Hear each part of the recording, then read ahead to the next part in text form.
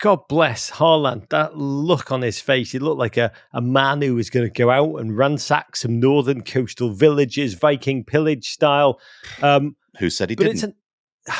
But, I've seen that face before, and I've seen the villages in the 14th century. I'll say no more. From the Men in Blazers studios in the crap part of Bedford, New York, and from the crap part of West Hollywood, California, it's the Men in Blazers video podcast presented by the GFOPs at Camarena, Rog, the most awarded tequila. We're back. Oh, like Alabama. Roll bloody tide, Dave. Yeah, no controversy in college football in their varless world. I think Alabama now play Arsenal in the on January. Isn't that how it works? And Tottenham fans are unhappy about it. Oh, the Florida state of North London. But David, so much bloody football. I do think we need to dive in because this weekend, particularly Sunday, every single game, just a bolt of wonder and joy.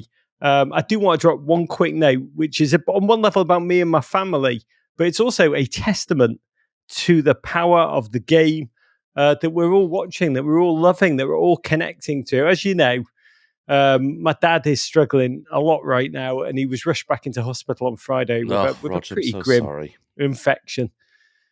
It's a lot of life, Dave. He was knocked out for a full 24 hours, which is to say he slept through Saturday's entire slate of football. We honestly didn't know if he'd wake up or not. And Sunday morning, I woke up, and if anyone who's been through like a prolonged human darkness knows, you kind of wake up and the first thing you do is just check your phone, expecting, brace for the worst. And I got a voice note, which I'm going to play for you in my WhatsApp. All I tell you is, spoiler, it's my dad. And as you can see, he was in quite the good mood, thanks to Everton Football Club. And the other bloke you can hear in the background is my brother Nige, who regular listeners also know is a Liverpool fan. You know, every family has a black sheep. Here it is. Here's my dad. Hi, Rog. Miracles never cease. Unbelievable. Nigel's just given me the news about Everton yesterday. Unbelievable. Just when you think they're down in the dumps, they're rising. Not quite in the clouds, but, from the floor, Dad. We'll get there. They're rising from a very low base. We've got to have hope. Hope, Roger. Hope. That's what we all need for ourselves, for our team, for life. I can't believe hope. Hope. Say bye-bye. Bye, Rog. Bye, love you. Oh, Rog, that's amazing, amazing stuff. I don't know really what he meant or who he was talking about, whether he's talking about Everton or himself, but miracles never cease. God bless. We've got to have hope, he says. These are the important messages. And just take it away from me. This gent, my dad, Judge Ivor, has been an Everton fan for nearly 90 years, and he's still totally deluded. It's inspirational, David. Yeah, I think my dad woke up from one of his long naps in the last throws, ready to fight the Hun again. He was back on the Western Front. Yes, God. By the way, that's the greatest name for it. I love it. We almost sound like we're in Viking days. We think if Vikings had podcasts, they'd call death a long nap. Yeah, exactly. Well, that's all it is. God, and the older you get, the more you enjoy a nap. You like it at the beginning of life, and you like it at the end of life. Oh, Rog, lovely to hear that. I'm so glad that brought you joy. I'm so glad Everton and Liverpool brought your family joy over the weekend. Okay, before we get to the rest of the football, a quick shout out for everything happening at Men in Blazers World Headquarters this week. And it's a big one as we return with a new episode of our This Week in Wrexham podcast powered by Stoke Cold Brew Coffee.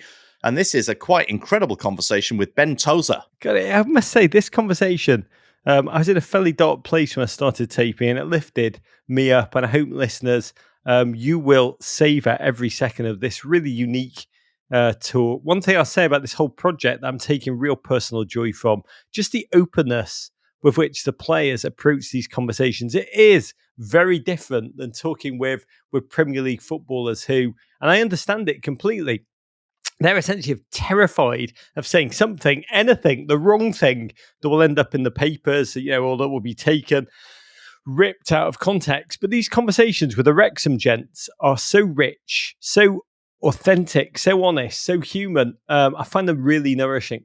Ben came on, spoke candidly about his own father's passing, his struggles with mental health. It is a conversation I can't wait for you all to hear. Okay, that drops on the Men in Blazers pod feed tomorrow.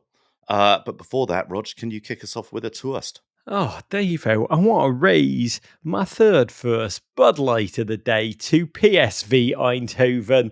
I woke up on 6 a.m. Sunday morning to watch Dutch football. I did. I watched PSV Eindhoven play defending champions Feyenoord. And it is, by the way, one of the things I want to do in 2024 is go to the Netherlands for like a weekend and watch 4 or 5 games. It's a nation that's made for barnstorming around to watch this fair, and it is amazing at the moment. PSV won again, 2-1.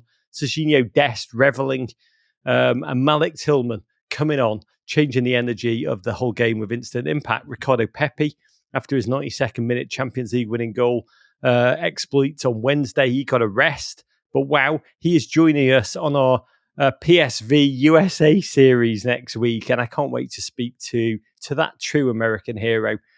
Playing on the team, 14 straight Eredivisie wins, 50 goals scored, just 6 conceded. Some campaign of dreams under director of football, former US men's national team star Ernie Stewart.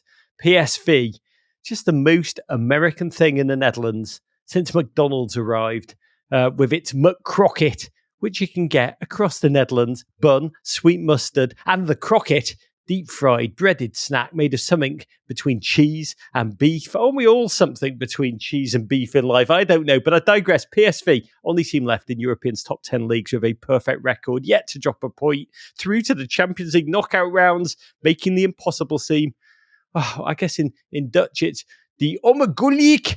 They're making it look mogelijk, as they say. In Eindhoven. Possible. Courage. Love yes, David. Do you like my Dutch? I'm working on it. Yeah, Dutch is amazing. It's When a lot you like bite your German. What do you give a McCrocket? Wouldn't you bite my arm when off you said McCrocket, I thought it was going to have one of those fur sort of beaver hats with the tail on it, because like Davy Crockett, but it's sort of like a McCrocket, I suppose, that it sort of comes out like that. Yeah, you call me up on my Dutch pronunciation, David. Yeah, maybe. McCrocket. Maybe. Big fan of Holland, Rog. I'd love to come there with you. But we both enjoy cheese. Yes. But again, I'll ask the question, who of us in life is not between beef and cheese?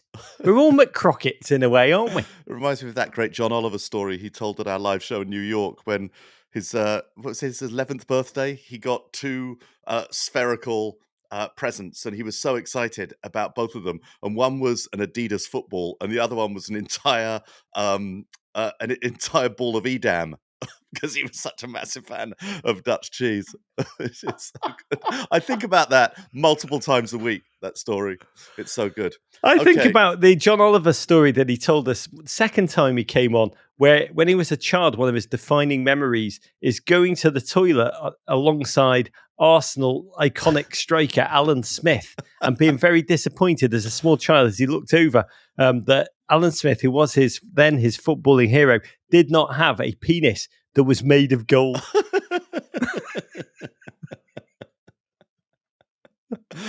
Well, talking of penises made of They're gold. just made of meat and cheese. That's all, like a McCrocket.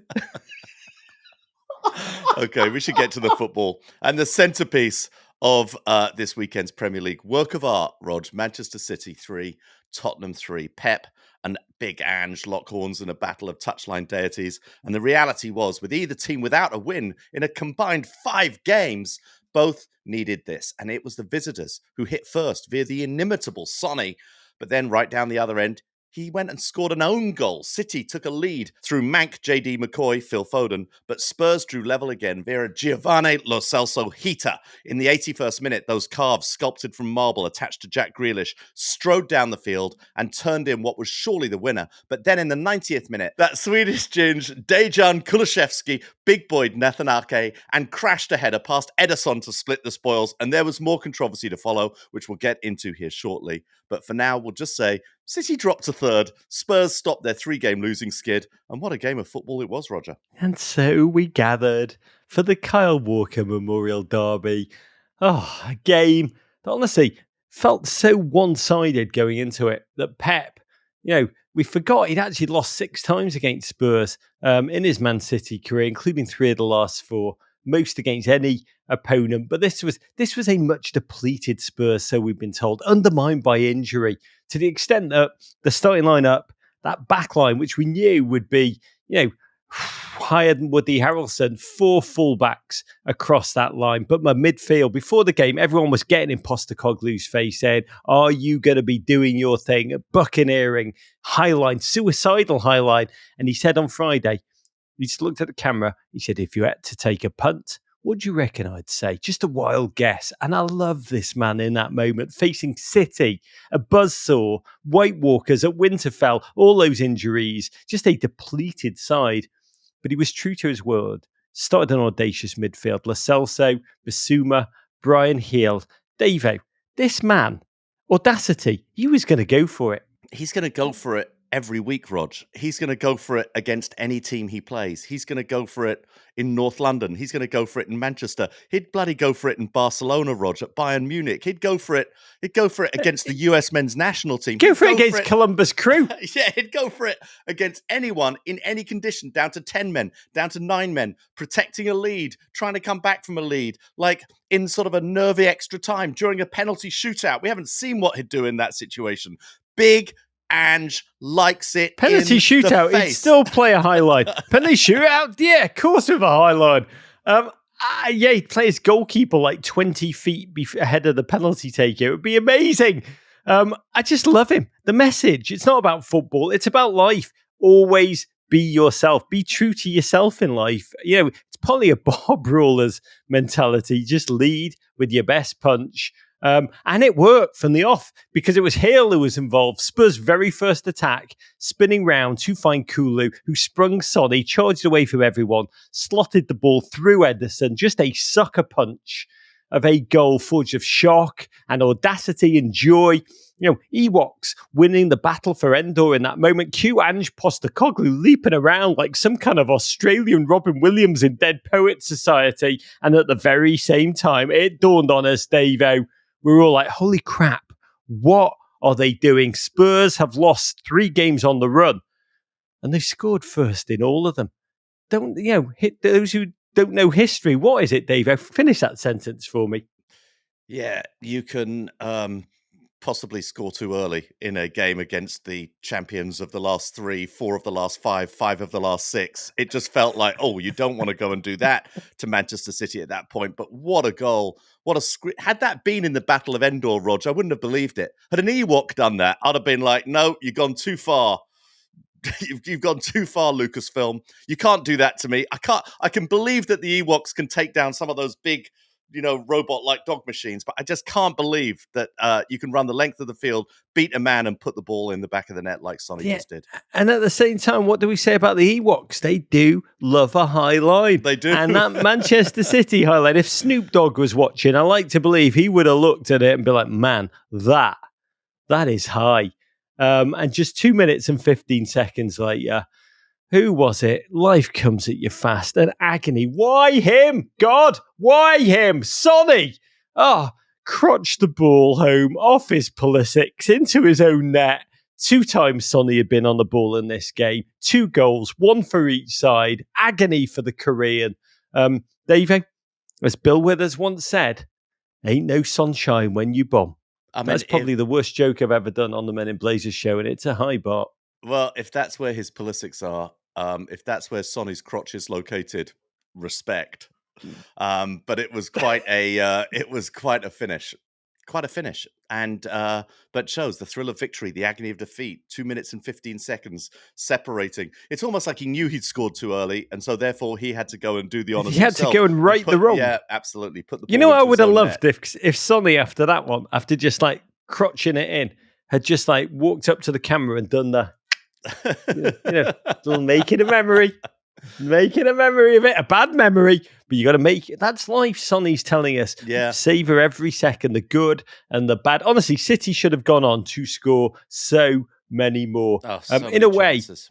big picture, they've only got themselves to blame for their failure to win. Haaland, record-breaking goal scorer, missed a close-range opportunity. It's really strange. The crowd made the noise as if he had scored for a long time because they are so used to him from that range just being clinically, lethally automatic as he whiffed it past the post. Doku thrashed one off the frame. I actually thought about you in this moment, David. Dokuing his way through Ben Davies, hitting the spot where the bar and the post meet with a delicious thumb. You love those moments. The stanchion, I love that. Well, not really the stanchion, but I guess it was that corner frame. But it hit both the inside. I mean, almost impossible to do, to hit both the inside of the bar and the crossbar.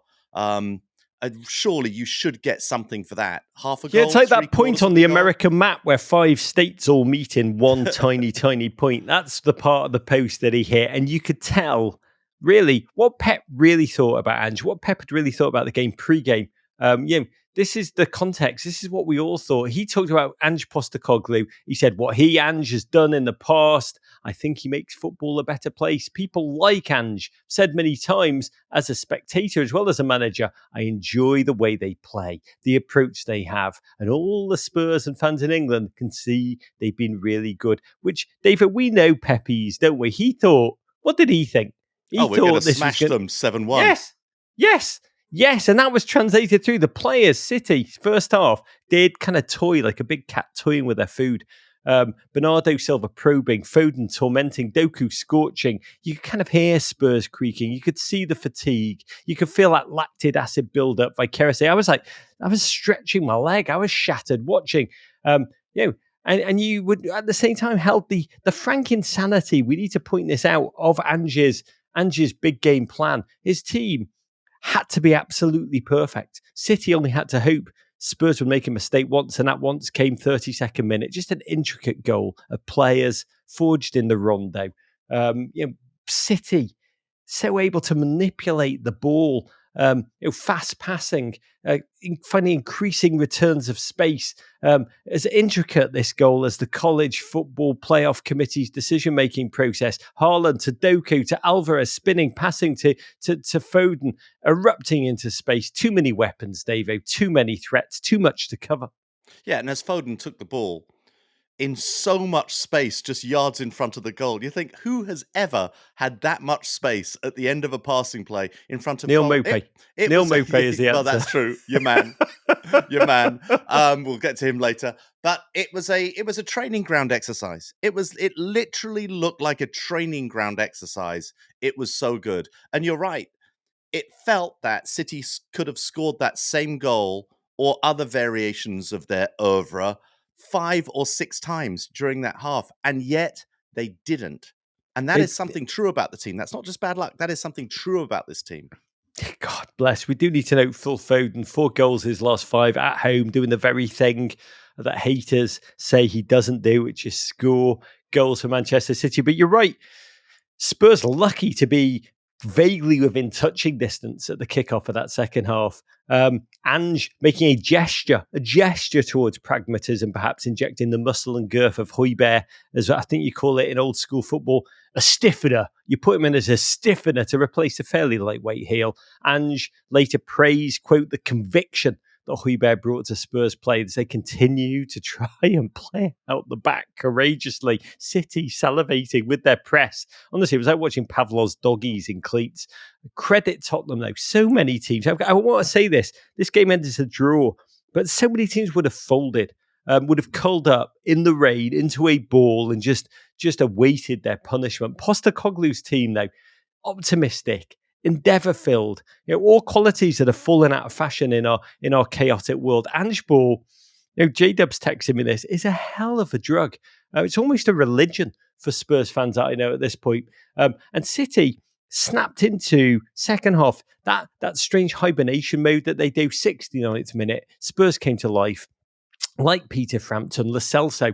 It's honestly like watching a proton torpedo fight down the air vent of a Death Star. God bless to Lo Celso. He's only scored 3 times, but 2 of them have come against Manchester City. He almost scored another one, Davo. It was a shocking moment, Davo. What are the Premier League script writers? What edibles are they munching on? Yeah, and it was a fantastic goal. We should say Doku had gone off also. which was a major. I mean, he's become a Premier League all-star so quickly, and he tormented Tottenham, was always in space. They just didn't seem. I just loved the move that City kept on having, where they'd put the ball to Doku. He looked at like one man he had to beat, said, "No, don't fancy it." He'd pass it back. They'd pass it back to him again. There were too many he had to beat. He'd say, "Yeah, no, not the thing." It wasn't until there were 3 men marking him that he actually gets interested enough to go and take them on the run. And he sucked up so many Tottenham players throughout the game. And when he came That's on amazing. and replaced by, boring 100 million pound Jack Grealish. I love Jackie It felt Grealish. that it felt like such a downgrade and suddenly opened up space. But yeah, this Tottenham goal and Lo Celso, wow, what a finish. I think Edison might feel like he might have done a little bit better, but it was Yeah, it's still... almost shocked that Spurs had the temerity to shoot on him in Yeah. this game. By the way, I love your description of Doku. There was one of the great, definitely a legend, one of the top players who have ever played the game, always in the list, but I would say criminally underrated, Garrincha of Yeah. Brazil. Watch footage of him on YouTube. He used to beat, the way you described Doku was like him. He used to beat defenders, then stop and wait for them to get back up so he could beat them again. And it's the most joyful football. But I won't have Greal's erasure. In a way, City look a little more disciplined with Greal's tracking back. The midfield, the City midfield don't have to press up as high. And Greal's insertion, it did change things. For me, it proved that football is not about romance and rainbows and puppies and love, all the nice things. It's about Basuma making terrible decisions, attempting to play a nutmeg out the back as if he was Lionel bloody Messi. Instead, coughing the ball up to Haaland, who just rolled it to his stepbrother. Jack Grealish, who stabbed home. First goal in 27 games, all comps. First strike since April. Watching DJ Greals slide towards the camera, that knee slide, mouth open, close up, David, letting the world see his molars. I think it said Gucci on the back of one of his wisdom teeth. Is that the last thing you see before you die, David? There are probably several people who've attended nightclubs in Birmingham where that has literally been the last thing they've seen before they've died. It was a great moment for Jack Grealish. And I mean, no disrespect, but it was sort of a satire in terms of him coming on for Doku, because Grealish is so good, but it still feels like a downgrade from Doku. And this was a great goal. It was a great moment. And once again, you just look at that and think, okay, well, now City will take off and score 3 more and it'll be game over. God, by the way, talking about DJ Greals, I do love him so bloody much. I just adore his life force. But it is hard to imagine what's been going through his head as Doku has been in the ascendancy and dazzling. Last week at City, before the game, City played footage of the reverse fixture last year, City 4, Liverpool 1, last season, in which Grealish starred, teared Liverpool apart, got a huge hug from Pep when he came off towards the end of the game, applause from the crowd, standing ovation at the final whistle. Rico Lewis was on the bench then. Cole Palmer made a late cameo for City in the dying minutes. And watching it all is just a reminder of how fast life can change for all of us, and especially for professional footballers. And talking about how fast life can change in the game, the commentator, Spurs have been 3-2 down for about 10 seconds when the commentator started to talk eulogizingly about how the Spurs train is coming off the tracks for, 4th loss on the run. And I've got to say, I was shocked, because the evidence of the game, they are very much alive.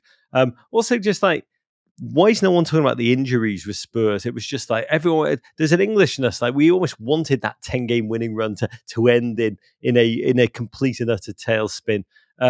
And God, the Schadenfreude in football, where we almost want to laugh at Ange's fall. I don't. I really don't. I want him to thrive and us all to learn from how he carries himself, because I think it's magnificent. And on this day, thankfully, we were able to do just that. Kulu later asked what Spurs were thinking when they went 3-2 down. And I loved his answer. He said, nothing. We just stayed brave. That never say die. It's almost Spandau Ballet approach to football, Dave. I always believe in your soul. You've got the power to now. You are, Tottenham Hotspur. Brennan Johnson, bloody great in this game. Floating the ball across. Kulu, had the incredible ability. You can pat your tummy and your head and chew gum and walk, is it, at the same time. He had the ability to hump Nathan Ake and head deliriously past the rooted Ederson. 10th time this season, there's been a goal in the 90th minute or later for this Spurs time, the quintessential quality of Ange ball. Devo, this team, they're going to give it all. They're going to get it or they're not. To the death, they will come back. And as they did here, not once, but bloody twice at Manchester City against this Manchester, the perseverance. It's magnificent to witness, right? Well, I'll go one step further, Rog. He not only humped Nathan Ake, he then jumped over him and knocked the ball in with his shoulder, that is a bold goal. To knock it in with your shoulder from there after you've whilst out-jumped. Whilst humping and out jumping.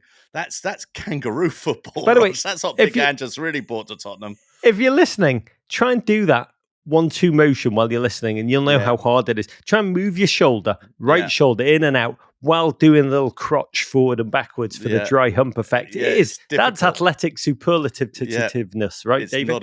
It's not easy. But it was an amazing goal. It was City, their fans, everyone watching. I was stunned by it, and not because I was surprised that Tottenham would come back. I was almost surprised that City had allowed somehow this to happen in this game. But then when I thought about it, the only team that could possibly have done this to City, and I did see, Man City allowing Chelsea to come back and draw against them 4-4, which was this sort of amazing moment.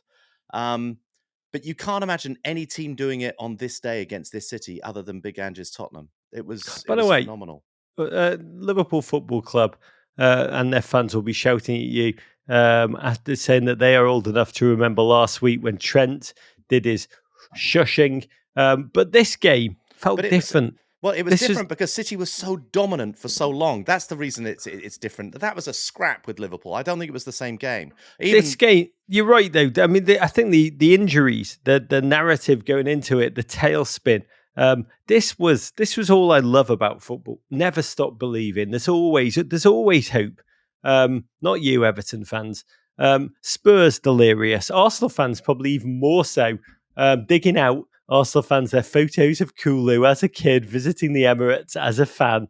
And suddenly the game switched from City, inevitable, to shades of that 4-4 chaos draw with Chelsea. And yes, City were screwed by a dreadful call at the death. Haaland fouled by Royale in the process of freeing Grealish in front of goal. Referee Simon Hooper originally did the play-on signal correctly, only to suddenly blow for the City free kick as DJ Greals trotted in on goal. Q Haaland, David, losing his mind at the ref's use of his discretion, later tweeting, WTF, all those misses, all that frustration, no doubt coming out as he let his hair down. Had one mother would call quite a face on him. Yeah, I think Robbie Mustoe was even more incensed, caught in his let referees call the game, until of course referees call the game and call the game wrong, and you end up with these moments. I mean, the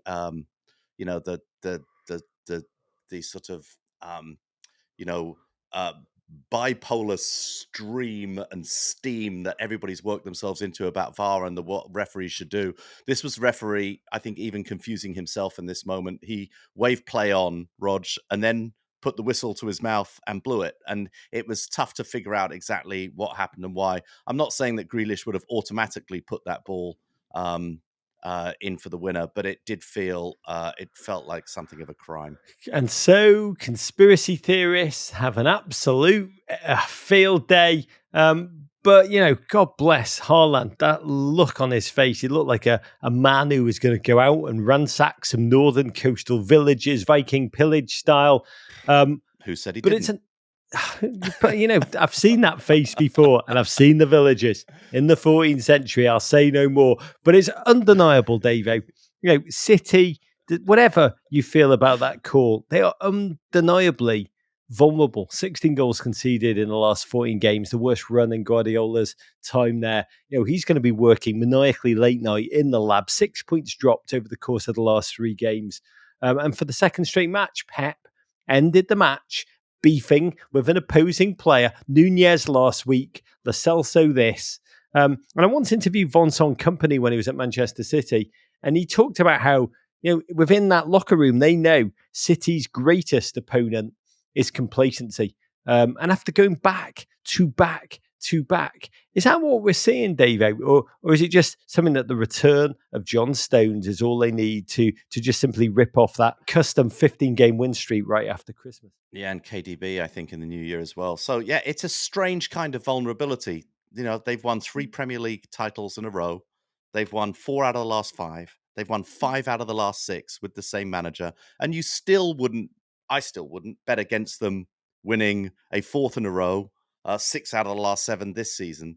And yet it is that complacency that you don't see with Liverpool, you don't see with Arsenal, you don't see with Tottenham, you don't see with these teams who just push so hard at every single moment. Every single moment they creak the door open with some advantage. They try and double down and go even harder. City don't do that. They were playing around in the first half. They didn't seem, yes, they were annoyed at their misses, but they weren't like driving at them again and again and again, as they did in those final 2-3 minutes to try to get back the lead. So yeah, it is something of vulnerability. How do you continue to motivate a group of players who you have yelled at for 7 seasons to try and be that good? It's not easy. To the expected goals in a 3-3 draw, is Manchester City 3.09, Tottenham just 0.56. But Spurs fans will not care. A draw that felt like a glorious win for them stops the rot, stops the narrative. It's a kind of game, the managers talking cliche about how it makes a man out of the boys. The suspended players like Romero coming back, Richarlison, the injured player, starting to filter back now. But to go toe-to-toe with Manchester City at the Etihad, without your centre-backs, without your creative brain, James Maddison, with limited tactical options, to never waver in your belief, that is what defines Ange to me as a truly great leader. The fearlessness, the ability to look at his team and say, I believe in you. Play your best without fear. I don't care. Just be yourselves. Live this way or die this way together. It might not always work from a footballing perspective, but Davo, it's so bloody great from a human one. Spurs just 2 points off top 4 again. Yeah. Play your game, be yourselves, play your football. I mean, Basuma, maybe don't go for that nutmeg when you're going past the third man just outside your own penalty area. But I love you. Play your game. By the way, knowing Ange, he will show tape of Basuma doing the nutmeg, playing the ball out the back, and just be like, "Do it again, do it." A lot of what he is. When you speak to the players, we've had Maddison on, we've had Sonny on in the past couple of weeks. They talk about how they have been encouraged to make mistakes free of fear and judgment. And I do. Part of me probably thinks Ange just probably put it up post game, be like, "Basuma, good, do it again." Yeah, I mean, highlight of the game for me was Basuma when you gave the ball away on the nutmeg just outside the area and we conceded a goal. Highlight for me. Do it again. Okay, Rog. I got the worst Australian accent. I need to apologise to everyone in Oceania and America and the world. Do it again. And Holland. Okay, moving on. Liverpool 4, Fulham 3, a casual. Like a McCrockett. After that game, this was just a casual 7-goal thriller at a crackling Anfield in which many a bifter was given. Liverpool took the lead via a dude-perfect Trent free kick that bounced off the bar, off Burnley, no one in, and Trent didn't get the goal. But Fulham hit back. Alexis McAllister one-upped Trent in their game of horse, sending a thunderbolt into the top corner from seemingly the other end of Stanley Park. But Fulham hit back. And in the second half, they went ahead via Jamaica's Bobby de Cordova-Reid. But this is Anfield, Rog. And even when it seems like they're trudging toward defeat, Liverpool summoned the power. 87th and 88th minute goals from substitute Waturo Endo and Trent with the fourth goal. Wow. Secured victory. Liverpool leapfrog City into seconds, 2 points off Arsenal. I'm just exhausted reading all that. God, I mean, this was just an ecstatic game of football. Liverpool facing a Fulham who've honestly struggled on the road this season. Their one lone away win or campaign, so graciously donated by Everton on the opening day. You're welcome, Full America. Yeah, and the big news going into this one, Liverpool's goalkeeper Alisson out with a hamstring twinge. In came Queevin Kelleher, who Klopp immediately hailed as the best backup in the world, which honestly is Matty Turner erasure. Sigh. But the ginger, starting just his sixth Premier League start. Do you know what Queevin means, David, in No, Irish? I do not. It's a beautiful name. It's Kevin. It's Kev. Oh, It's just, it's just Kev. Kev. Yeah, it's just Kev. Queevin. Amazing, romantic, wonderful. Oh, father, summer fling with Queevin. You don't really have a summer fling with Kevin. Queevin Durant. You might do, but you might want to go to the doctors afterwards. Yes, because you might have a nasty case of Queevin. Yeah. But by the way, I looked up Roger in Irish. Yeah. Do you know what it is? It's so, Roger, a horrible name. Let's be candid. What is Awful it? name. I think it's a terrible name. No. I love it. Roger. I mean, Roger with a D. Roger, not a fan of. Roger without the D. Just Rog. Yeah. Love a Rog. But you know what Roger in is in English? It's tough to grow up with that. Don't just Google having a good it. Rogering.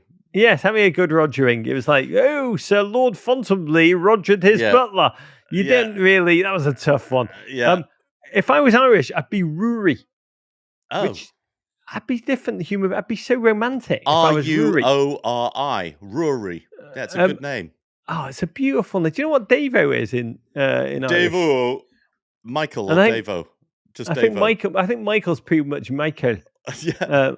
Michael. Michael. Yeah. What's Davo? What's Davo in Irish? Or I don't know Irish. What percentage of you is Irish? A lot. Yeah, a lot. Yeah, they came over from County Cork and went over to Scotland, the McIntyres. So yeah, I have a lot of Irish blood. There's a lot of home nations in Michael Davis. Look at my but God bless Queevin. Some of the pressure will have gone off old Queevin in the 20th minute because from a free kick, it was Trent recently switched from his Under Armour boots to that old vintage chestnut. Oh, the traditional modern wonder, the Adidas Predators. And he gave them pretty well the best advert they could hope for. Absolutely pinging one into the top corner. Less a free kick, more a 5-line poem. But because it touched the underside of the bar and just grazed off last week's guest on Tim Ream's American Dream podcast here in the Men in Blazers Media Network. Oh, the mighty Burnley now. It's actually credited as an own goal, but it was so pretty to see Trent worth the finger on the lip, Selly. And that goal was like the pop rocks into the Diet Coke because this game was ballistic and so many bloody goals to discuss. We've got to blow through them. Harry Wilson, who I think was at the Liverpool Academy, the Welshman, since under nines, prodding through Kelleher's Cork 5-hole. He won't be pleased with that one. Old Queevin to tie things up before unfurling a quite wonderful acoustic non-selly, resisting the urge to go bonkers against his former club. Assist on this one, Anthony Robinson. He's the first US men's player to drop an assist in 3 consecutive games in one of the 5. Amazing. He's a fantastic. I mean, since he's gone blonde, Davo, he's unstoppable. Yeah, and you can tell his teammates ran towards him after that. I mean, what a great Premier League player he's turning into. Superb. God, this one, Trent, this was the battle of the Scouse-Americans. Trent against Anthony, both of them up in their game against each other. And then 39th minute, again, a moment I'd love to blow through because we've got so much to get through. But a goal so great, we have to take a second to marvel at it. Alexis McAllister just saw one bouncing benignly in front of him from a distance which no one thinks you're going to shoot from, which is exactly what he decided and probably why he decided to do it. Davo, he had to go. I think if you watch it in Argentinian, he screamed, "Word to your mums, I came to drop bombs," as that ball moved left to right before landing top corner. First goal for Liverpool for Alexis, a strike which bellowed, "Stop bloody playing me out of position, Kloppo." What do you imagine it feels? Can you imagine what it feels like to just hit a ball that cleanly? Well, the amazing thing is it starts with the imagination and the audacity to decide to shoot from that distance. So it actually starts before he's hit the ball and before he's scored it. He has a vision of scoring that goal and then manages to complete that vision by executing it. I mean, it was a thunderstrike. The commentator, I was watching the goal again today, and the commentator doesn't say, "McAllister." She says, "McAllister," because she was just saying his name normally because he was just receiving the ball to clearly cycle it on, do something with it. And he put it through McAllister. And it was the most amazing moment. She was giving him the build-up, McAllister. She was just giving him the build-up play, McAllister. One, yeah. But wow, what an incredible goal. I can't imagine what it feels like. The best backhand passing shot I've hit in my life. I knew it was a fluke. I really doubt that McAllister didn't think this one was a fluke. That was unbelievable. In my imagination, by the way, I have once hit a ball that cleanly while playing for Law Society against Engineering Society while at university. It was a big rivalry. By the way, big rivalry, that one. It was a toe bunger, to be candid, that one. And it went off the post and then bounced back. It hit the Engineering Society goalkeeper on the back of the head and went in. I've remembered that goal every day since. I mean, it's like you don't forget it. I also hit one, which we always talk about very often, against Arlo. Yeah. At that club. Was it in Birmingham? Football. It was at Gary Neville's hotel, football, whatever it is, in Manchester. They got a football pitch on it. Arlo went in Guild Football Hotel, and he goes, "Go on, have a go, Rog," whatever. I can't even remember what Arlo sounds like. How would he say that? Have a go, Rog. How would he say that? Arlo, what was the thing I always say that Arlo said right at the end of the show? It's like, how's that? He goes, "Have a go, Rog. Have a go." He said, have a go. And it was a time when I was still playing football really seriously, and I had quite a leg on me. Good enough to get a field goal with the Buffalo Bills, if I remember humbly boasting all my football memories at one time. They're all coming out in the second. I'm just spurging all of them. Thank you, Alexis McAllister. This is so sad. I don't remember you scoring a field goal for the Buffalo Bills. Oh my God. You mean when we went to their practice facility and in closed conditions, you hit one from the 20-yard line? Yes. By the way, this is it wasn't Alexis a game. McAllister's Just to be goal. clear, this is not Roger in a game suiting up for the Buffalo By Bills. the way, I'll make a bolder claim. If the Buffalo Bills had bloody played me and not Scott Norwood, you'd have a different past. There'd be a Super Bowl title. Yes. By the way, undoubtedly, go and look for that clip. Google Rog kicks field goal, and you tell me my form wasn't great. All of this, thank you, Alexis McAllister, for me wanking off for like 5 minutes of just boredom. But God bless. They recovered. What you're saying is McAllister's goal not that special, Rog. Yeah, because you've hit three of them. In context, I've done that. You've done it three times. Call me back, honestly, Alexis. When you've done it 2 more times, call me back. Dave, I'm asking a serious question. Do you really think Alexis McAllister could kick field goals like I do? Oh my God. Fulham in a Spurs style. Tenacious, went level again. Kenny Tete, stroke of half-time. We're going to mention Tim Ream. Scored what could have been a go-ahead goal offside. Love to claim that was anti-Men in Blazers media network bias. Sadly, the right call. And the Guardian summed up that first half. They said the first half at Anfield lasted 56 minutes. We had the ball in a net 6 times. 4 of the goals stood. 2 of them were spectacular. And it was, for the most of the second half, it looked like the game had decided to settle in front of a warm fire with a nice book and a mug of tea. But then, 80th minute, CONCACAF shows up at the bar, luring it out of the house with a beautiful bottle of Jamaican rum, the Sip Sip. And we're talking, of course, about Bobby de Cordova-Reid, all 5'7" of him, rising up to meet a lovely Tom Kearney, little back post chip with his Jamaican forehead, absolutely putting Kostas Tsimikas on a poster. CONCACAF All-Stars 3, Liverpool 2. Dave, this was a Liverpool who have not lost at Anfield for over a year. Did you think for a second Fulham were going to go on and win this game? Because I did in my dreams. Well, I just couldn't believe they were ahead, frankly. I don't quite know how they got ahead in this game, but you do get a sense, and they cut to the sideline, and you look at Jurgen urging on his boys in that, Germanic way of his, and I kind of had a sense that they were coming back again. I didn't think they were going to win it, but I thought they'd get a goal back and earn a draw. Yeah, because everything else that happened was just a reminder of the only truth on this show, that football, and specifically Liverpool, will make a fool of us all, because Jurgen Klopp reacted to going behind to bringing on off-season Japanese signing from Stuttgart, Wataru Endo, a lovely gent who'd actually spent the last week speaking to the British press and admitting how hard he'd found the leap from the Bundesliga to the Premier League. So I couldn't have been happier for him that he came on.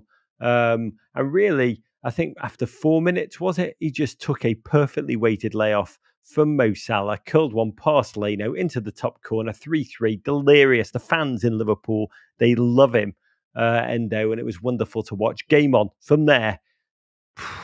You were there saying they can't, can they? But you kind of knew they could, and they would. Liverpool had barely been able to pick the ball out of the net before they came charging right back down the field. Gap post shot, initially saved by Leno. Darwin squared one across. There was probably a shot, knowing Darwin, but it went to Trent Lahr, who cushioned it with his thigh and then just smashed it home. As if he'd taken it personally that the first goal was actually credited to Leno. Took it personally, dashed off, slid headfirst to the corner flag, and that was it, David. I loved it. He licked the lips before shushing again the haters. 4-3 Liverpool. The latest, I believe, comeback win in Liverpool history. What a game, David. I think if goals were judged like Olympic gymnastics, the final score was 19.6 to 4.1. Yeah, maybe. I mean, a stunning comeback, even by Liverpool standards. An amazing day at Anfield for those fans, even by those amazing days that those fans have had at Anfield over the last few years. A Klopp signature win, even amongst other Klopp signature wins, and the scenes that ensued after that. Klopp approaching the Kop, doing his little punches and getting the cheers. I mean, he out-Klopped Klopp with this victory, with this comeback, with this moment. I feel for Fulham. I do need to acknowledge that. Just the wrong end of a game hailed as an instant classic. Klopp called it a game you'd never forget in your life. Said that, his team had scored 4, quote, worldies. But wow, this Liverpool, we'll say this Liverpool, watching them, they're fantastic. They make you feel alive. Yeah. And I think that we'll get to the point at some point during this podcast when we'll talk about Arsenal, and we'll talk about whether now Arsenal are favourites to go and win the Premier League over Manchester City.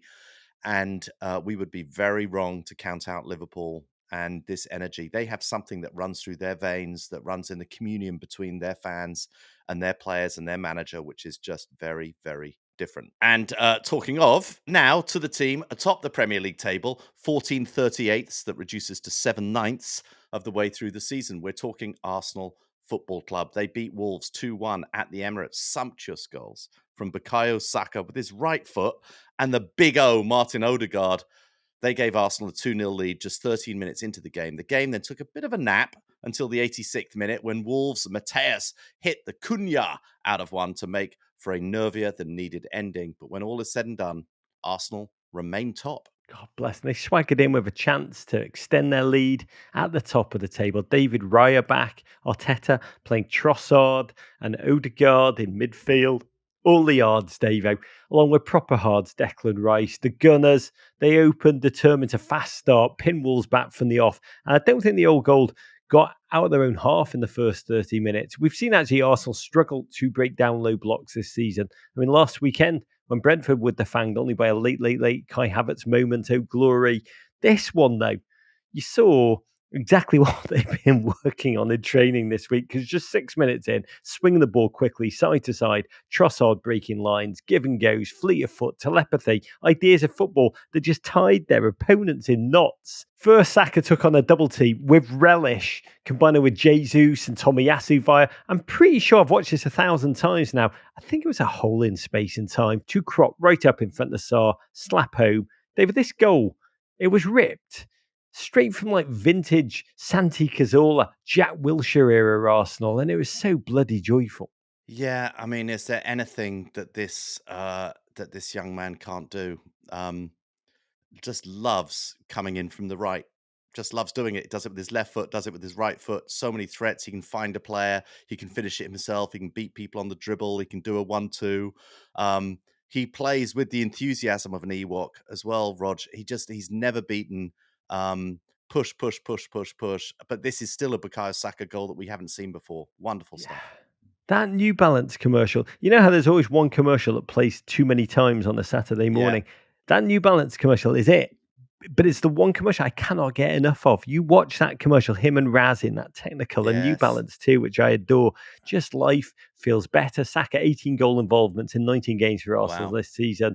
And it would get better for Arsenal Football Club. 7 minutes later, Arsenal swung the ball from right to left. Zinchenko salivating, give and go with Jesus, pulling the ball back to Odegaard, a Ukrainian and a Norwegian, experiencing footballing telepathy. Odegaard side-footed first time so sweetly into that corner. It was incredible. In 105 minutes of football, including that 6-0 Champions League demolition of Lyon, Arsenal, I mean, everyone was like, they can't score goals. David, they are suddenly clicking at the right time. Just a goal machine. Scored 8, conceded none in that moment.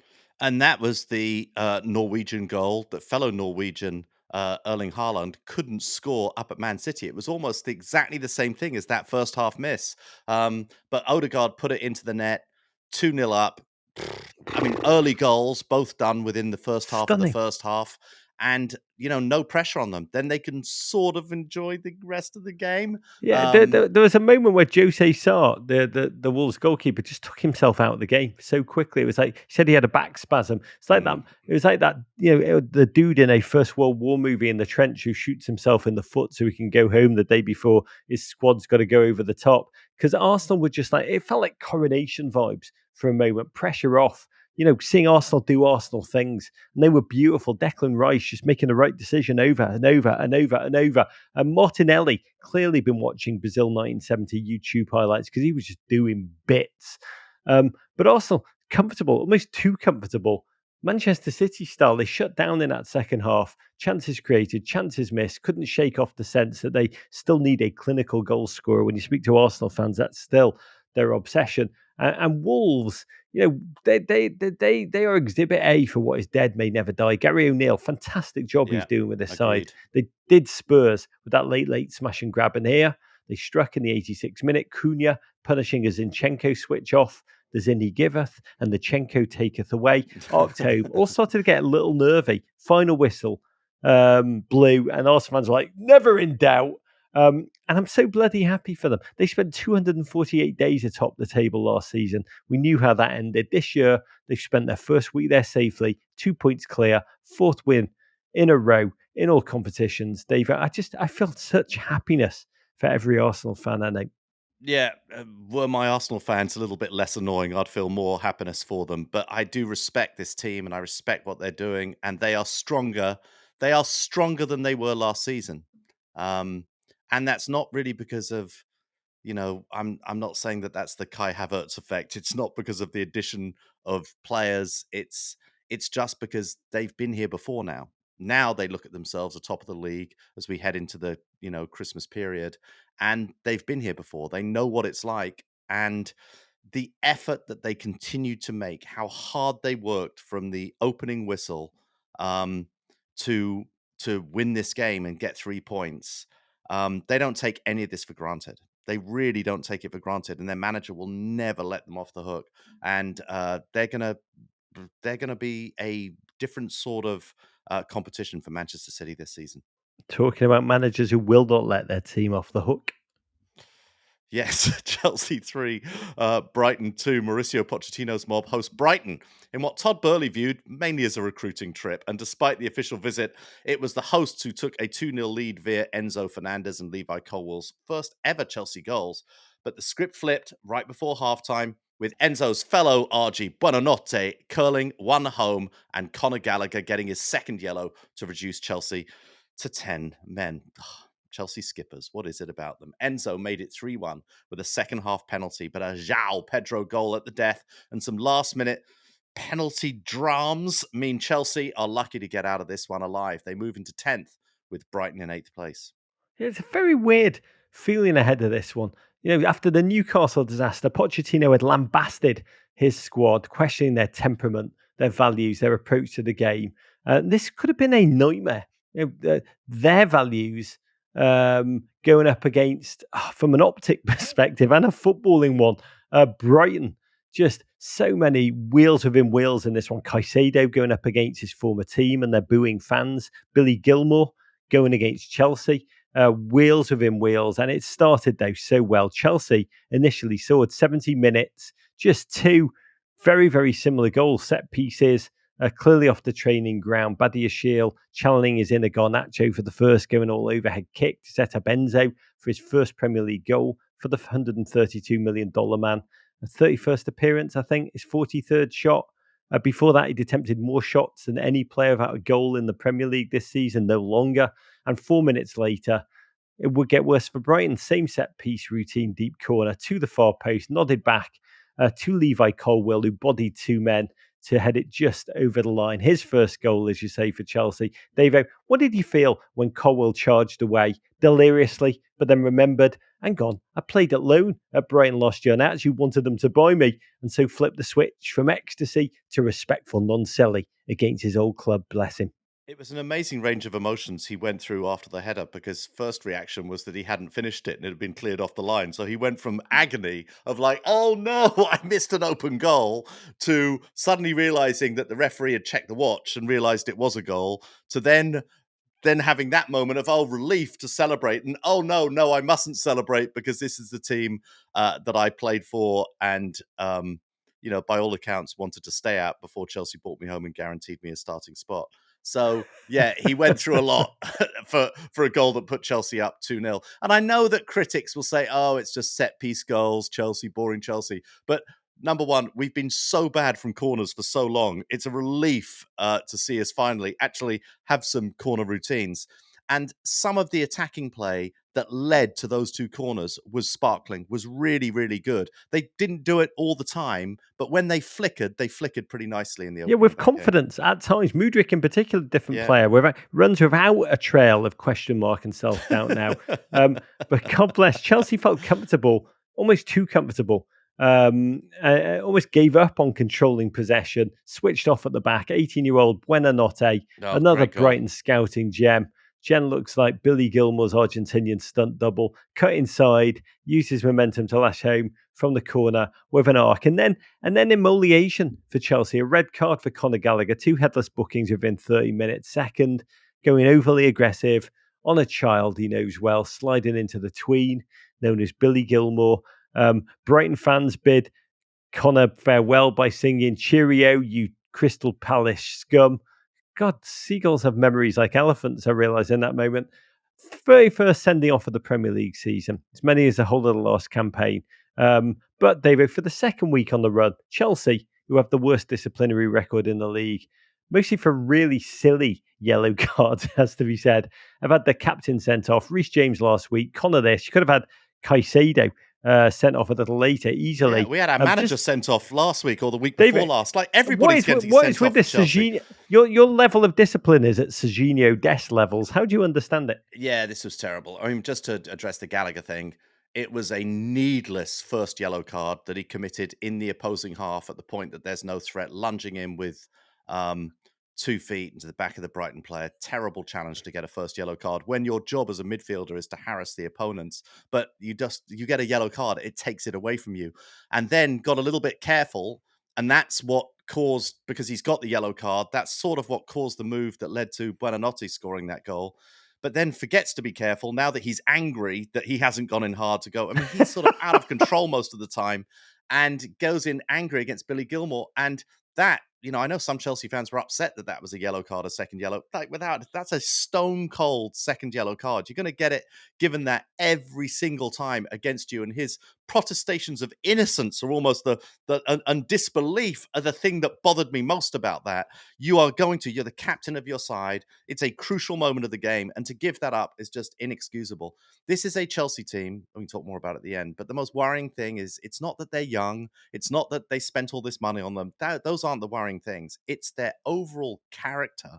The amount of stuff in the press about, in the Ukrainian press about like Mudryk not getting support of his teammates, this weird situation with Caicedo, who looks like a completely different player on this team with all these trips to South America, these niggling injuries, and sort of just resting on the ball needlessly right in front of his back four. It just doesn't seem like a very well-drilled, happy, leader-led group of people. It's just odd. You missed Nico Jackson getting a little bit too into his OnlyFans account, but it was, as I say, Caicedo could have been easily sent off. There was the penalty. Well, definitely a penalty. Really odd commentating where they kept the commentating and the studio, I don't know what they're really on. In England, by the way, this is no controversy at all. For some reason on NBC, they made this a very big deal. That was a stone cold penalty. And not the just because commentator it kept saying involved James Milner. it was quite good experienced play. VAR gave the penalty, ends out 2 goals inside 65 minutes, and breathe. But at this Chelsea, they can't do things easily. How Pedro flicked the ball from a finally executed set piece. Brighton had Lyth at the death. They thought they had a penalty.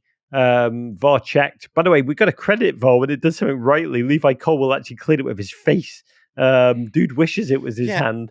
And by the way, for all the criticism of VAR by the commentary and studio team, this was a situation where the referee gave the penalty, which the commentators with 15 cameras failed to see that the referee gave the penalty and went to check, and VAR said no, it hit him in the head. They commentated on the narrative completely wrong, which is why they were then confused about VAR the corner. worked. VAR got God bless. Right. We got that. This is where we are with VAR, where we celebrate when it does a good thing. Well done, VAR. You got one right. Yeah, you got to. It's like having a truly awful child, and you just like the one thing. Oh my God, I've been there. But this is Chelsea. By the way, it really was Chelsea at the end. Real peak Mourinho Chelsea vibes. Just your opponent seething in traumatized agony. Chelsea celebrating a narrow battling win. Brighton players incensed. Chelsea relieved, elated. A week after Poch called out his player's character. You've got to say they showed all of the emotions. And I was trying to sum up Chelsea, and I'd love to have you tell us where you are. But I read a piece this week about how what's her name on Goop, Gwyneth Paltrow is now selling a $15,000 vibrator. Catch me here. It's sheathed in 24 karat gold, which is making many people wonder who exactly needs a solid gold vibrator. And then I realised why perfectly created analogy for your football team, Chelsea Football Club, David. Currently, they're just a 15,000 24 karat gold sex toy. You'll never sing that. Yeah. As I try to process that, I'm not sure we're that good or that reliable, Rog. I'm not sure we do the job in that kind of a way. I mean, this is a team that, yes, they showed some character with this win and some great defending and some great play to go up 2-0. And Enzo, with what must have been, we laud Cole Palmer for that, having the nerve to sort of make that penalty at the end of the game against City. We should also laud Enzo for like putting away that penalty that made it 3-1. That was a big moment in the game. And Mudryk, rightly for, his running throughout the game. But they're a team that whenever they show character, they show equal amounts of lack of character. And it's really the makeup of this team. I think about that team of the kids that Lamps had those few seasons ago when, all those great young players playing together, playing with joy, playing with discipline. Yeah, and they occasionally lost, they occasionally got spanked, but they played with joy. This is a Chelsea team that it never feels that joyful. Even with amazing moments of Raz or amazing moments of Cole or, Mudryk is not a joyful player. You're almost relieved when he does something good. And, Gallagher and Reece James just seem so angry the entire time. We've got good central defenders, but, Thiago Silva, who became the oldest defender in the history of the Premier League with this game, is still better than all of them. And he can't go. Surely he can't play when he's 50. I'd sign him now. But it's a team that just feels like, Chelsea will get good again because they've got a lot of money. But I don't think it's going to be with the core of this squad. I think we're going to see some changes over the years. And, watching this entire game would tell you that. Just to paraphrase what you just said, a $15,000 gold-plated vibrator actually more value for money than what you're watching at the moment. I'll tell you, I will be going on goop.com right after this. Newcastle 1, Manchester United 0, 8 o'clock Saturday evening, kickoff north of the wall. And English football's answer to the Bills Mafia was well up for it. And the game's lone goal came in the 54th minute via a piece of quite symphonic football that was capped by Kieran Trippier sliding one through the corridor of uncertainty for your mate, Rog, Anthony Gordon, to slap it home. Newcastle leap above Man U into 6th place.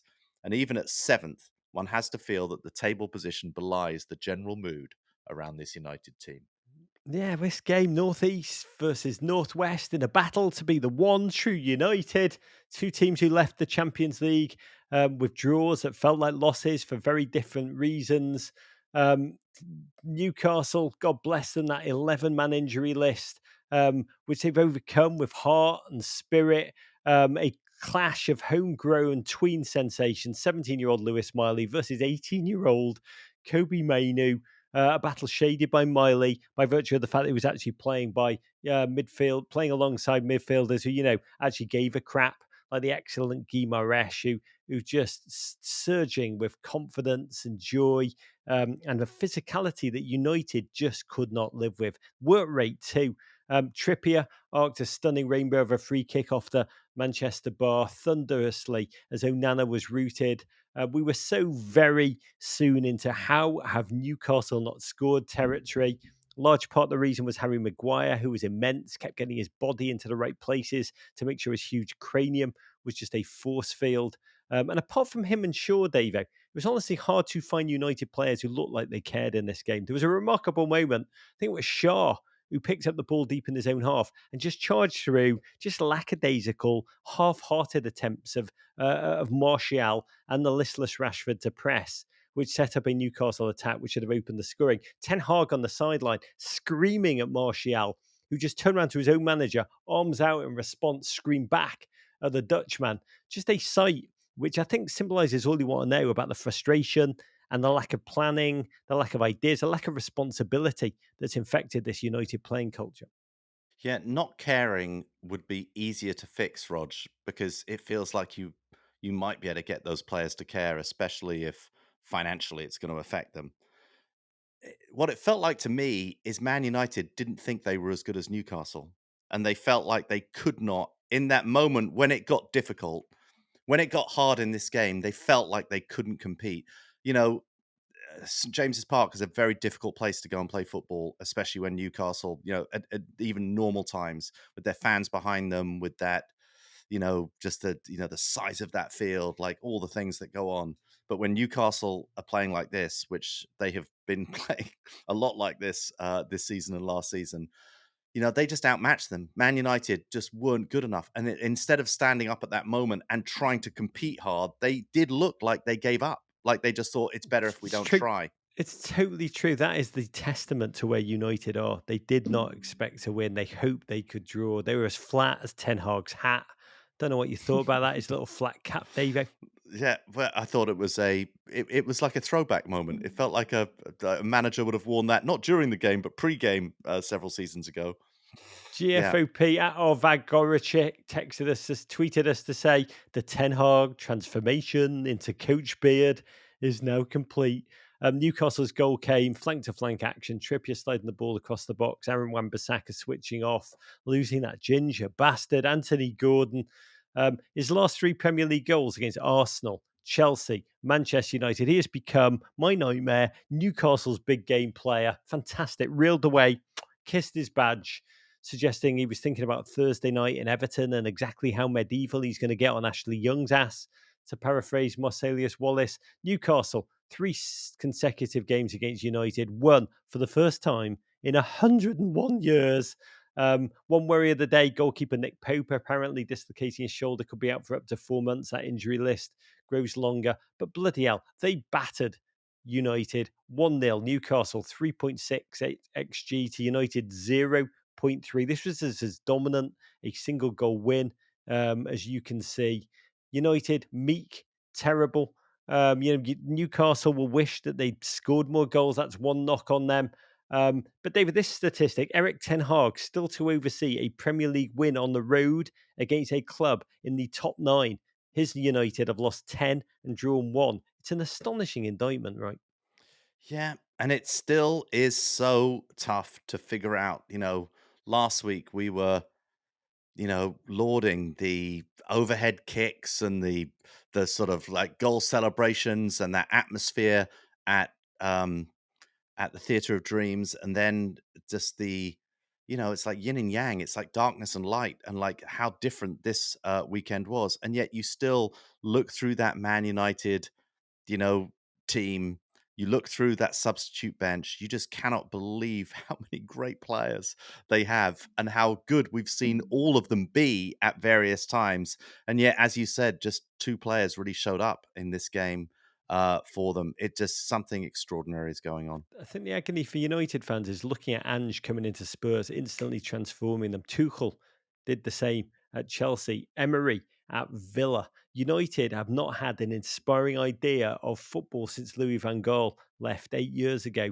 And our friend GFOP, John Green, posted, I've Schadenfreude watched so many Manchester United losses that the YouTube algorithm thinks I'm a fan.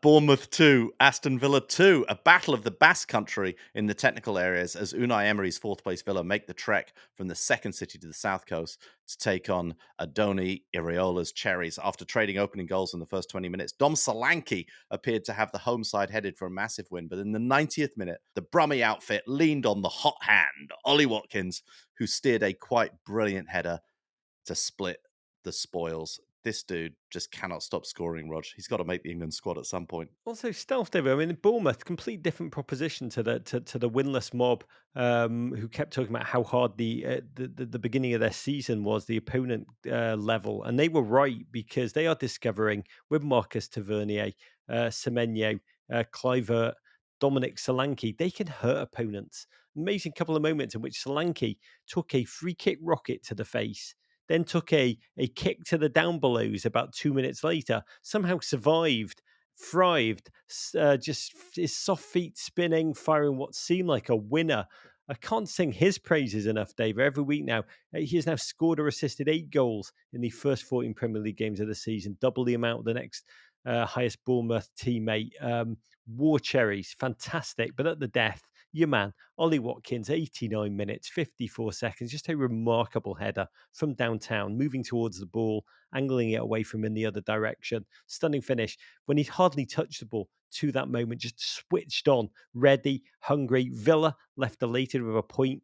They are so poor on the road. They are so good at home, and it's there they gird their loins to play City on Wednesday and then Arsenal at the weekend. Those games, Dave, bring them on. Yeah, Unai Emery's jacket, Rog. That coat, that's an elaborate garment that he's wearing on the sideline. He's a tactical master. He's a tactical, and he says it in every on the field and off it. I adore that man. Burnley 5, Sheffield United 0. The Clarets put a chip butty's worth past the Blades in what was a massive win in the context of the bottom of the table. JJ Watt's mob took a mere 15 seconds into the game when J. Rod Corp put them in front. Connecticut-born Luca Cogliosho was also in the goals in this one. The 19-year-old slapped one off the near post and in for the fourth here just after he'd missed kind of an easy one. Manhattan kickers represent. This is Burnley's biggest Premier League win since 1970. They leap off the bottom of the table ahead of Sheffield United. The seat under Paul Heckingbottom's behind is hotter than the cherry of a woodbine, Rog. Yeah, just I think this is the joint biggest ever win for a team on the bottom of the table in this game. Called El Sacico, just a movable object. That is Burnley against the stoppable force that is Sheffield United. Burnley had lost, remember, all their 6 first home games, a record. But Sheffield United also had not won away, and they are so intensely poor. Manager Paul Heckingbottom reportedly at time of podding poised to be fired. First manager to be fired this season, replaced by old friend Chris Wilder, the man who brought Sheffield United up the first time or the time before last. Burnley, dreamland, 1-0 up inside 15 seconds, just rediscovering that long ball route. Jay Rodriguez, flashing header, shades of Great Dyche header, ball by legacy. the way. Yes. Great header. Great player, scored early and often, especially after the Blades went down to 10 men. Ollie McBurney unable to control his elbows. Naughty elbows, Ollie McBurney.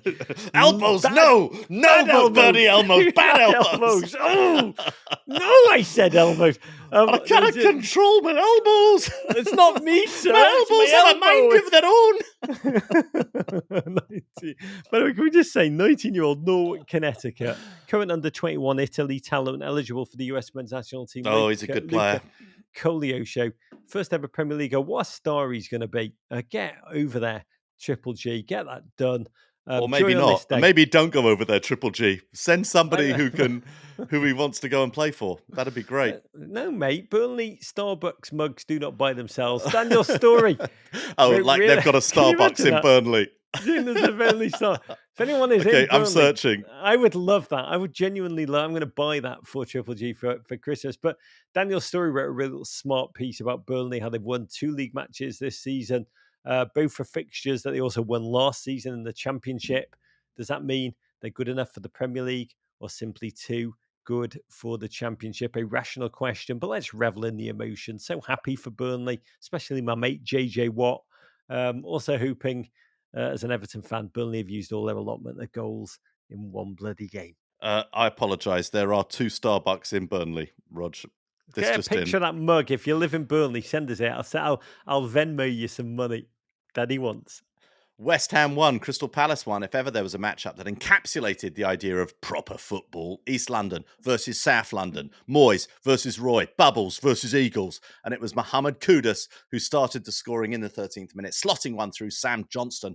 Fast forward to the second half with the Irons in total control, and Greek defender Konstantinos stepped in a huge pile of Mavropanos, hitting a back pass directly to Odsonne Edouard, who slotted home his 6th goal of the season. Great finish, actually. West Ham end the round in 9th, Palace in 12th. Yeah, I'm so bloody happy for our friend Chris Richards, 23-year-old from Birmingham, Alabama, who's honestly struggled for playing time, struggled for optimism since he arrived at Palace last season. This is just his 6th start, and a fine performance as defensive midfielder with Czech the Curry and Jeffrey Schlupp injured. Chris seized the bloody moment, got his head on everything, saved a crucial point for Roy Hodgson, the old mariner of a manager whose job was rumoured to be getting a little hottier and hottier of seat. Man of the match performance for Chris Richards. Barely put a foot wrong. It's beautiful to witness him play. Plays with such power, but also such joy. Love that man. So happy for him and his family. Palace cult hero in the making. Wonderful, wonderful stuff. Brentford 3, Luton 1. Bees versus Hatters down in the big smoke. And Rog, as if the Anthony Gordon goal wasn't enough for you, another one of your former flames, Neil Maupay, a player you always rated, got on the score sheet, turning one in the 49th minute to start the scoring. Big Ben Mee added a second from a corner, and that was pretty much that. Luton failed to build on last week's win and are now starting to hear some footsteps behind them. Yes. By the way, when Neil Maupay opened the scoring, I was like, is that undoubtedly the biggest goal Neil Maupay's ever scored for Everton Football Club? But Luton then pulled it back. They made it 2-1, I think, with their first shot on goal late. And I realised this is what it's come to life now as an Everton fan. Watching Brentford and praying that they hold on against Luton. I did cheer Baptiste's finisher of a goal as if Everton had bloody scored it. Luton now limp onwards with Arsenal and Manchester City as the next 2 visitors to the Kenny. Yeah, I don't think that's what being an Everton fan is going to be like for long, Rog. Nottingham Forest 0, Everton 1. Rog, the wagons have been circled like you're heading west in some kind of Taylor Sheridan television universe. And this weekend, in an Evertonian act of defiance, which is, you love acts of defiance, you only go and win a game on the road along the banks of the River Trent. Your mate, another player you've always rated, Dwight McNeil, as you've always called him, never anything else that rhymes with Dwight McNeil. He scored the game's lone goal and delivers a massive 3 points to the entire Bennett household and clan. Discuss. God, can I say, as we travelled to Forest, the commentator kept saying in the pre-match that the Tricky Trees were so poor, they've had just 1 win in 9 before this. And every time he said it, my younger son Oz would sitting on the couch by me, he'd just mutter, well, that'll soon be 2 wins in 10. Oh, good. And I'm not going to... Chip off the old block. By the way, I'm not going to lie, David. I have both never felt sadder for the child, nor prouder of him in that moment. It was low before kickoff. Well, first of all, the prospect of Ashley Young being torched by Anthony Elanga gave me angina, as did the thought of Forest unleashing Origi from the bench. That was always a threat. David, it wasn't. It was the 5th anniversary of him shouldering the ball past the stunned Pickford. This is a simulation. This is a simulation. Yes. Yeah. Yeah, by the way, that 96-minute goal, it's 5 years of him. At least twice a week, I've had a nightmare of Origi winning the Merseyside derby in the 96th minute. That was happening. And to cap it all, after Burnley's miracle win, Everton began the game rock bottom of the Premier League table. So to be honest, I was shocked. Everton started brightly, combination of their press and also tactically, I think it's called Nottingham Forest being really crap out of the back. We started to pummel them. We really did. Um, DCL sadly injured, so we had new cult hero Beto. Oz, also my youngest, has just got himself a Betty. I asked him what shirt he wanted when we were at the Everton shop last week. He said, Beto, Dad, he's amazing. And he just kept Betoing the ball over the net, utterly open over the net. God bless Beto. Just dude is like the Andre Onana of strikers. He's taken the number 14. The last number 14 we had was Cenk Tosun, which is just like some kind of surreal destructive fetish that he Hard to has. live up to a legend, Rog. Hard to live up to a legend. Yes. I mean, why would you do that to yourself? Murillo, what a player he is. He had an incredible clearance off the line, back to goal, somehow fired it off his own post. By the way, this game, I don't know if you saw much of it, David. I did. I watched the whole thing. I believe there were high school football games in America that were better quality-wise than this. It was terrible for long stretches, David. Yeah, and you say that, and yet I thought that Everton was so clearly the better team in this one, which, I have to hats off. I didn't think that Sean Dyche had this in him. I didn't think that Everton had the collection of players and individuals that he's turned them into. And I think Everton are playing better and better and better as the season goes on. They press really hard. They're difficult to cut through. Yes, they can still look a little bit shaky at the back occasionally, but they play really good, strong football and they come at you. Doucouré continues to I love that astound me. man. He's I love such a that man. good player. I He's love that man. such a good player. He astounds me because he's still at Everton. Why Yeah, would he no, stay? absolutely. Why would he sign a new contract? I love that man. I spoke to Sean Dyche. We interviewed him, and I kept calling him just that magic man, Doucouré. And Sean Dyche didn't flinch a muscle. He is that. And can I just say, the one thing we do have that keeps me optimistic is the fans. The credit again to the travelling Everton fans Yeah. travelling to Nottingham on a freeze of an English winter day to watch that crap, singing their hearts out the whole game, irrespective of the play, to support the club they love. And it all felt worth it. 67th minute, Harrison and Gay suddenly remembered, hey lads, we're professional footballers. Let's do things. Carving open the right-hand side, slapping over a ball. Beto, God bless him, rose to head it home. He sensed the glory, but of course got his mechanics all wrong. Yeah, completely whiffed. Yeah. And so it dropped to the feet of one Mr. Shite McNeil. And I don't know if Dwight you know this. McNeil. Dwight Yes, McNeil. I think you Shite. mispronounced it. Okay. No, he loves it. He's changed his name legally now to Shite McNeil. But anyway, I don't know if you know this about Shite McNeil, but nobody in the world is more raging about Forest treatment of Matty Turner than one Shite McNeil. Did you know that, David? No, I did not know that. And he swooped in with the ball and with precision and anger screamed, Matthew Turner, I shall avenge you! As he smashed the ball. He did smash the ball into the corner of the Forest net. It was amazing. That may be CONCACAF solidarity, Rog, because I believe Dwight McNeil is eligible to play for Jamaica. So it might be that's the CONCACAF solidarity he's showing with Matty Turner. This is immense. Nice. My God, you've just terrified me. If Jamaica do get Shite McNeil, we will never beat Jamaica again in my lifetime. He's just that good. My Lord, down the stretch, we defended valiantly. I adore Tark, borderline Everton legend.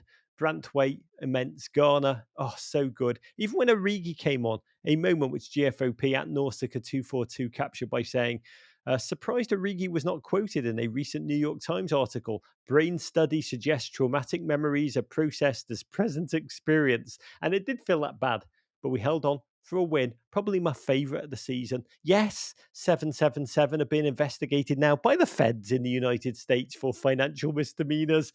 Long term, not looking good. But in that moment, Davo, you can stick your 10-point deduction up your ass. Third straight away win. Incredible away form, to be honest. Champions League away form. We've had more wins this season on the road than in the previous 2 seasons combined. 4 wins in our last 6. As my dad said, fight, make the miracles happen. Newcastle and Chelsea to come this week. I'm terrified, but bring it on. Yeah, I tell you, as a Chelsea fan, I don't want to play Everton right now. I think Everton are playing great football. I think the defiance, I almost think the 10-point deduction, I'm not saying this completely seriously, Rog, but in some ways, it's like just the inspiration that Everton needed at this point. Yes. And you will fight it, and it will I get only wish they'd reduced knocked in more some ways. points off. I only wish they'd knocked more points No. off, David. We'd probably reach the Champions League. Quick note for Forest. Could be witnessing the death rattle of the Steve Cooper managerial days. They've not won since February without goal machine Taiwo a 1 year playing. He's injured in the middle of a 2-month spell out. Back-to-back home defeats. Midfield looks abject. Steve Cooper, he looked at death last season and told it not today. So we will see. Okay. Before we go, Roger, quick reminder about everything we've got happening at Men in Blazers this week, powered by Bud Light. Easy to drink, easy to enjoy. We talked at the top about the new Bentosa pod dropping tomorrow, but we also want to give a shout out to the This Week in Wrexham YouTube series that we're creating with our production team in the northwest of England. Going international, going global, Rog, and global all over the UK, and our Wrexham correspondent, Tommy Cheese Lewis. He's like the Stanley Tucci of the Football League, Rog, bringing you stories about what it is like to follow Wrexham home and away. The team, the town, Sir Cheese covers it all. Subscribe to our YouTube to make sure you never miss an episode. It's all powered by the good people at Stoke Cold Brew Coffee. We absolutely love them, Rog. Can we get a toast to bring us home? Oh, David, you know what? I'm going to raise a Stoke to you. It is absolutely amazing. I'm going to raise a toast to YouTube prankster Daniel Jarvis, who told the world today that it was he who, during the draw for the Euros 2024, had somehow, still don't know how he did this, secreted a cell phone on the stage with porno movie sound as its ringtone. That's what it was. It was amazing. Yes, so he was able to call that phone and disrupt the already surreally self-important event by playing a background track of sweet, sweet lovemaking as the nations of Europe held their breath to find out who they'd be playing in the tournament. And the guy who was running the whole draw, UEFA Deputy Secretary Giorgio Marchetti, kept saying, there is some noise here, but no noise anymore. No noise. That's his lovemaking. That's his lovemaking croon. No noise anymore. There is noise here. Oh my God, that's so good. That's his words. That's his safe words. As poor David Silva attempted to touch the hot balls in his draw pot. Looking more like producer J Dubs than ever. I mean, the whole thing with the German National Youth Choir, which they should have rethought that. The Germans just become more and more Germans. It just was unbelievable. I watched that whole thing, Rog. It was just outrageous. Yes, I watched it while chewing on the croquet, and it was amazing. By the way, I'm starting to realise, Davo, FIFA and UEFA may never reform themselves. It may only be YouTube pranksters armed with porno noises who can save football. How on earth did he get that phone in there? Like, I'm having produced these live events. There is no way that somebody's random cell phone gets on the stage near the audio. I'm sure he just walked in, said to security, "Hey guys, will you let me tape this porno phone under the microphone?" And they're like, "Yeah." They're like, good. Yeah, it's good. Yes. There's no noise anymore. Oh my God, that is so funny. Okay, you can follow us on Twitter at Men in Blazers, at Embassy Davies, at Rog Bennett on Instagram, at Men in Blazers, at Embassy Davies on Facebook, Men in Blazers, Twitch, twitch.tv/Men in Blazers. Also at TikTok, look for at Men in Blazers. You can always email us at meninblazers@gmail.com. We love and cherish getting your emails. Venderpunk, Rog. War Pig. Was that a Rabona? I like snacks. Balls win. Take that, Gloria. Balls lose. To Tweed. Abrigado, rock on, mate. Kung Fu Fight in America. Love you, Dave. Love you, Rory. That was a lot, Dave. A lot of football. But there is no noise here anymore. Listen to the full version of this podcast and all our podcasts wherever you get your pods. But first, subscribe here for more Men in Blazers videos and courage.